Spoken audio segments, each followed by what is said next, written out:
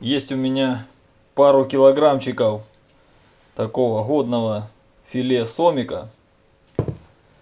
Такие зачетные кусочки. Отличные. И по этому поводу сегодня будем жарить шашлычок.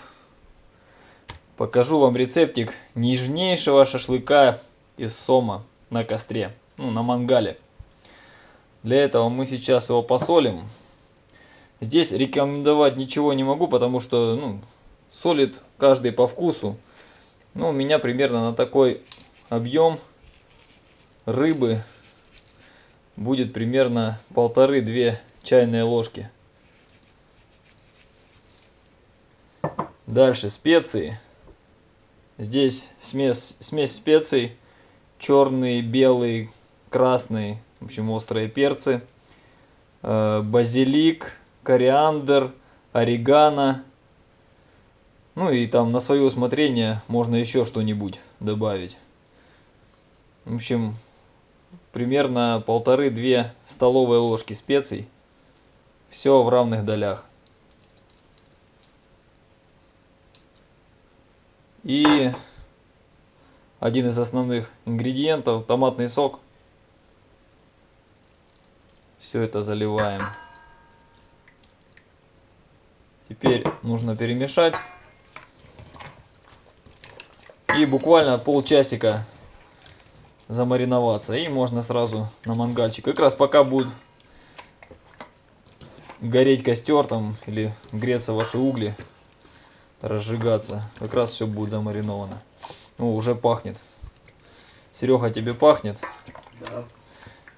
Кстати, кому будет интересно, как я поймал этого сомика, вот здесь будет в правом верхнем углу ссылочка на видео.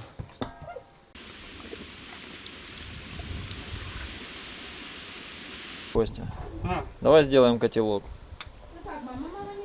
А вон смотри, короче, видишь, как котелок стоит в этом самом.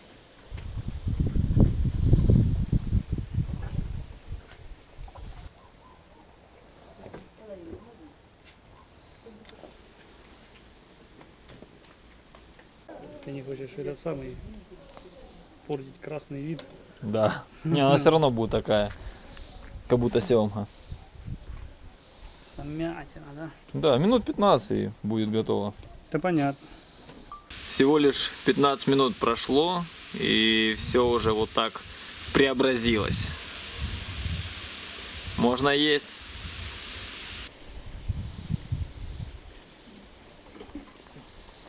Как вам?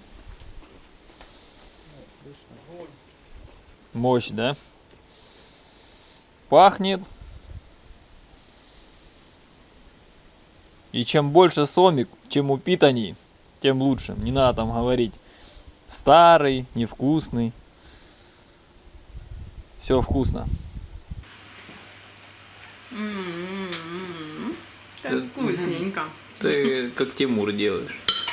Ну, конечно, как Тимур. Тимурчик тем... Застрял. Да. Пользуясь случаем. Полный рот и все. Опа. А, он тоже рыбу ест, да? Нет, он хлеб. Я ему рыбу не дам. Тут специи. Просто божественная рыба. Правда вкусная, вкусная. Пойдет, Как ты ее замочил? посмотришь.